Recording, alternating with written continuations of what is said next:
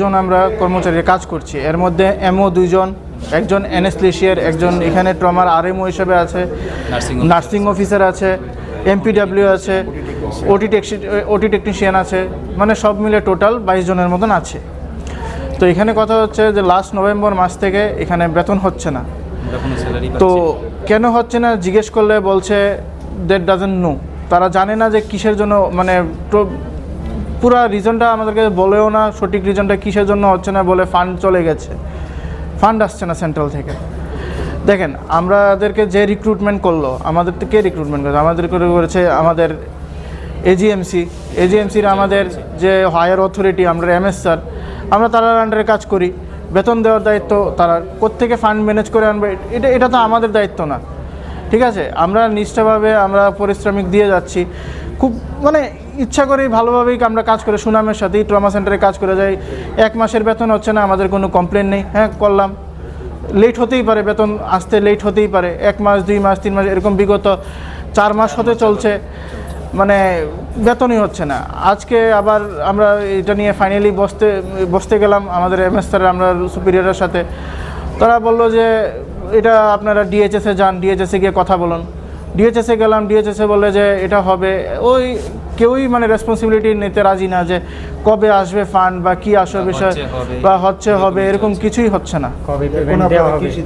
এখন আমরা সিদ্ধান্ত নিলাম যে যতদিন না ফান্ড আসে কিছুকালের জন্য, একটু অনির্দিষ্টকালের জন্য স্থগিত রাখবো ডিউটি। কতজন কর্মী বললেন? 22 জন। এর মধ্যে ডক্টর কতজন? এর মধ্যে ডক্টর 4 জন আছে। আমরা 2024-এ জুলাই মাসে জয়েন করেছিলাম ট্রমা কেয়ার সেন্টারের, হ্যাঁ ট্রমা কেয়ার সেন্টারের আন্ডারে 2 জন অ্যানাস্থেসিওলজিস্ট, একজন এমও, আর নার্সিংয়ে স্টাফ নার্স রয়েছে, ড্রেসার রয়েছে, টেকনিশিয়ান রয়েছে। কিন্তু আমরা বিগত নভেম্বর থেকে আমরা স্যালারি পাচ্ছি না। তো সবারই পরিবার আছে, সবাই সব কিছু আছে, তারপরে আমরা কাজ করে যাচ্ছি, পাবো আশায়, যার কাছেই যাচ্ছি সবাই বলছে যে হ্যাঁ স্যালারিটা পাবে, কিন্তু কবে পাবো এটা কেউ শিওর করে বলছে না, কেউই মানে রেসপন্সিবিলিটি নিচ্ছে না। আপনাদের কিভাবে নিয়োগ করা হ্যাঁ, হয়েছে?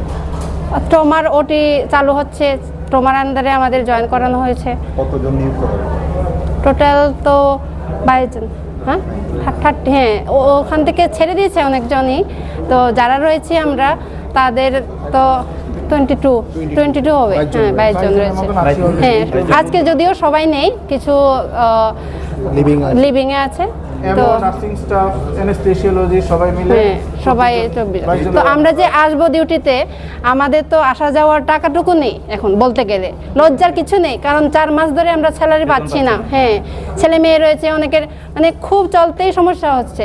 পেট তো আর বুঝবে না যে আমাদের স্যালারি হচ্ছে না, খিদে তো লাগবেই। হ্যাঁ আসা যাওয়া, হেঁটে তো আর আসতে পারবো না ডিউটিতে নিশ্চয়ই। হ্যাঁ আপনারা স্যালারি পাচ্ছেন না, এই বিষয়টা কি আপনারা স্বাস্থ্য দপ্তর? হ্যাঁ স্বাস্থ্য দপ্তর বলতে আমরা প্রথম প্রায়োরিটি আমরা এমএস স্যারের কাছে গিয়েছি, হ্যাঁ অ্যাপ্লিকেশন লিখেছি।